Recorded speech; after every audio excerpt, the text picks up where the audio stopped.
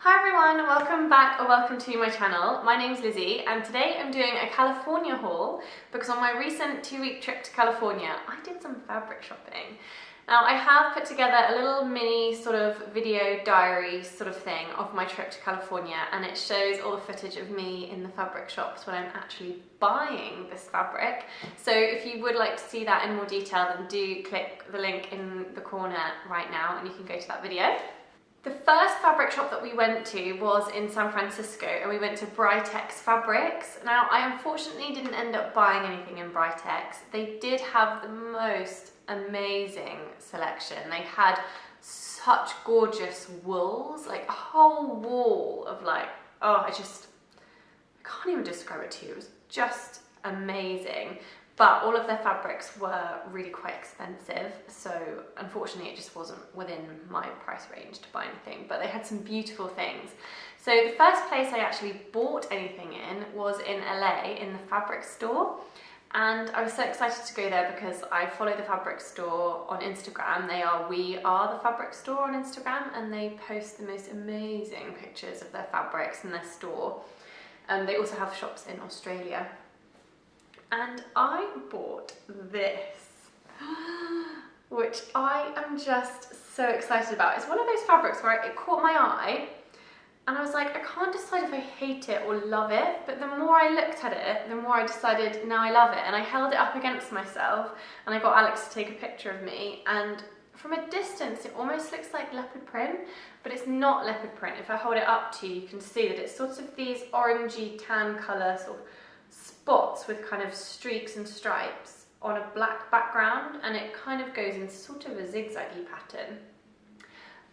But yeah, I really love this. It's quite thick, so in terms of the content, it's a cotton with lycra and polyester, so it's a blend. They didn't have on the label like the exact percentages, but it's, yeah, essentially a blend. But I think it must have quite a high cotton content in it because it is so nice and soft and it feels very cottony. But it's got a really good stretch, and it's a two-way stretch, a four-way stretch, sorry.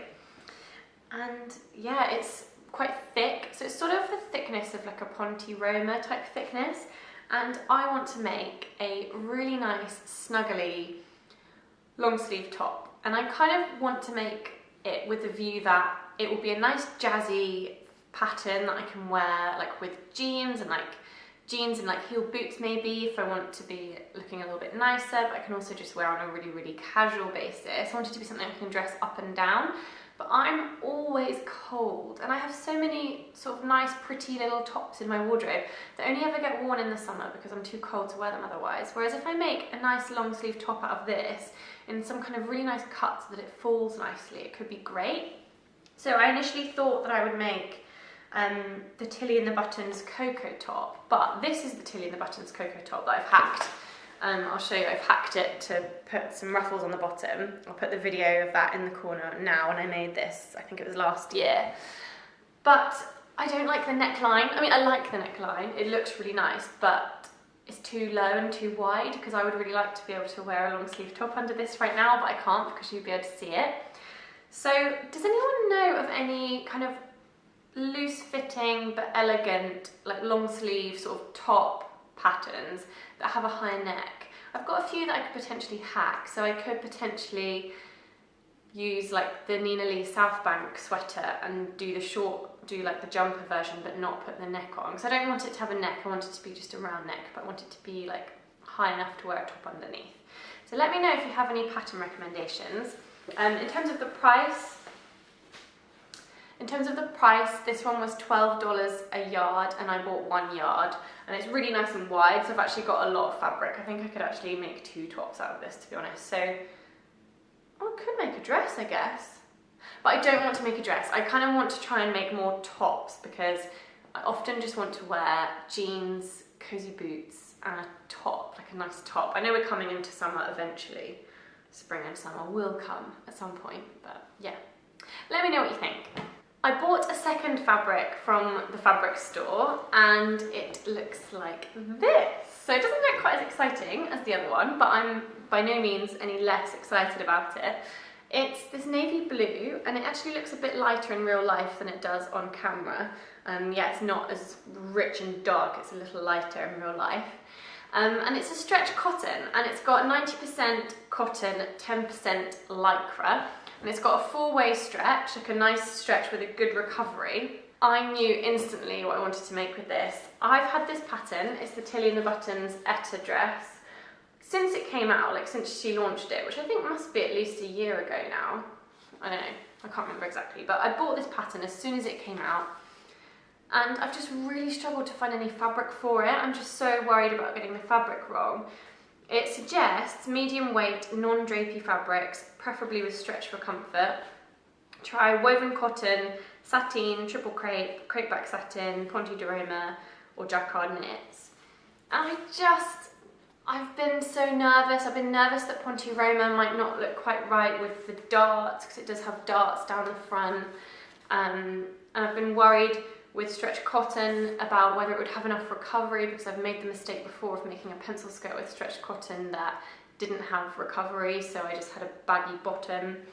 But this is nice and thick, so I feel like it's sturdy enough to make a fitted dress out of, and it's not gonna like give horrible knickerlines or be too like clingy and revealing. So I don't want to look like I'm naked, I just want to look like I'm wearing a fitted dress, and I just think it's going to be perfect. I'm really excited to finally have found a fabric that I think will be perfect for this. This one was also $12 a yard, and I bought 2 1/4 yards because that matched up the best with the fabric requirements for this pattern. Also in LA, we went to Mood Fabrics. Now, most of you I'm sure will know that Mood Fabrics is the shop that the contestants go to on Project Runway in order to buy all their fabrics and supplies. And they go to the New York store, so the New York store is like the flagship main store, but they also have a Mood in LA, and it was utterly amazing, as you would expect. They had absolutely everything you could ever dream of, every different type of fabric. They had loads of like leather and like animal skins. They had the most beautiful beaded like lace, and then everything in between, like all your ordinary like standard fabrics you'd expect, but just so much of it. Like each category of fabric, they'd have at least one huge gangway with like floor to ceiling rails of fabric. Just mind-blowing. But I had such fun browsing in there, and I've bought a fabric that I'm really excited about because I've had my eye out for something like this for ages. So this is it. It's a green fabric. It's actually green with brown, but it sort of could also look like it's green with black. I'll do you a nice close-up. It's a herringbone weave, and it just looks, it's just so nice, and it's really, really nice and soft. In terms of what it's made of, it looks like a wool. It's not wool. It's 100% polypropylene. Polypropylene, to be honest, I don't even know what that is, but I do know that it's going to be perfect for a smart little work jacket.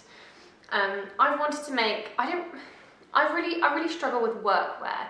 I love the clothes that I've made for myself, and some of them I'm so proud of, but I work in a really quite smart corporate environment, and so I have to wear quite tailored, smart clothes, and I just haven't made anything like that because sort of tailoring and like really smart fitted things I feel like are more difficult to sew with, because you need to sew with more precision and more sort of structured fabrics. If you make something drapey and you've botched a seam, you're not really going to notice because the drape is going to disguise it. Whereas if you're making like a little jacket or like a fitted structured dress, I feel like your mistakes and like any mistakes or any bits that aren't quite right are going to be really noticeable. So I haven't really made myself any workwear, but I love, one of my go-to outfits that I always wear to work is just a black skirt, like a white blouse or top with, I've got this little little cropped like Chanel style jacket. It was only from H&M like years ago, and it's like a boucle, like blue, black and white, like boucle wool, and I love it. I wear it like twice a week most weeks.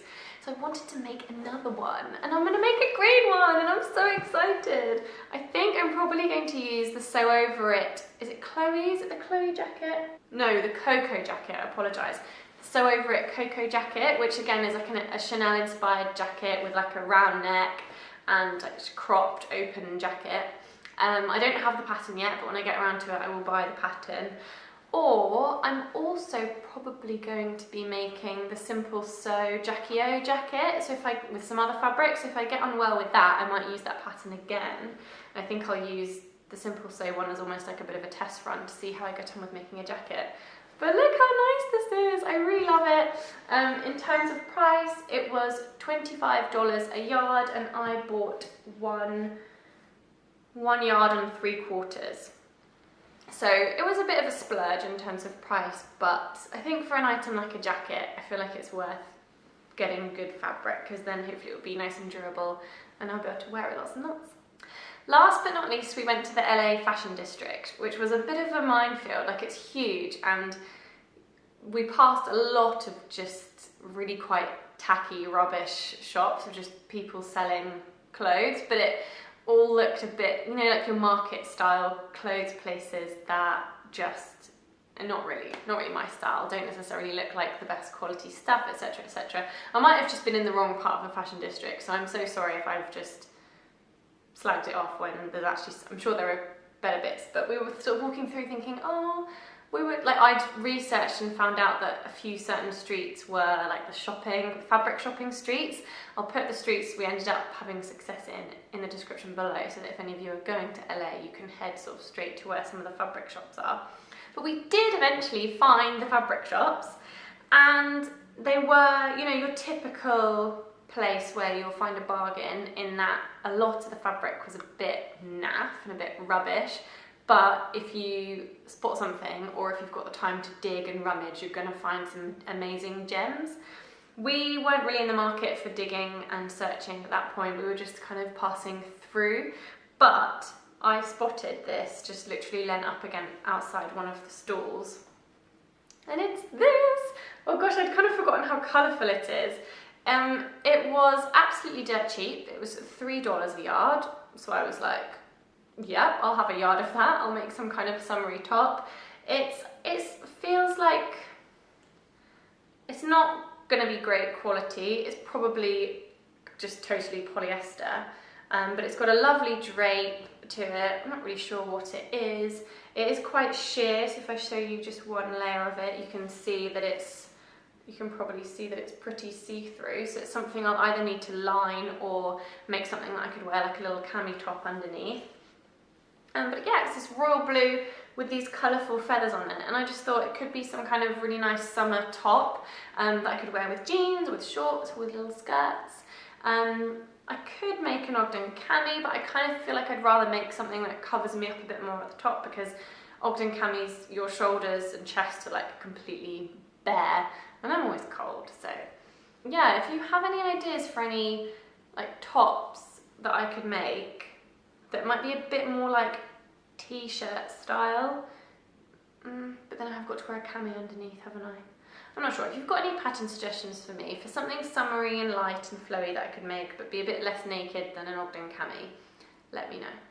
So there you have it. Those are the 4 fabrics that I bought whilst I was in California. I have to say, I think I definitely deserve a medal for being so restrained, because honestly, in Britex, the fabric store, and Mood, there was just so much. I could have spent £1,000 in like half an hour, honestly. It was just amazing. But yeah, I hope you've enjoyed this video. I have accidentally broken my rule of not building up a fabric stash a few times this year now. So I now have a fabric stash, and I know I'm not buying any more fabric until I've made some pretty good inroads into making or sewing up through my stash.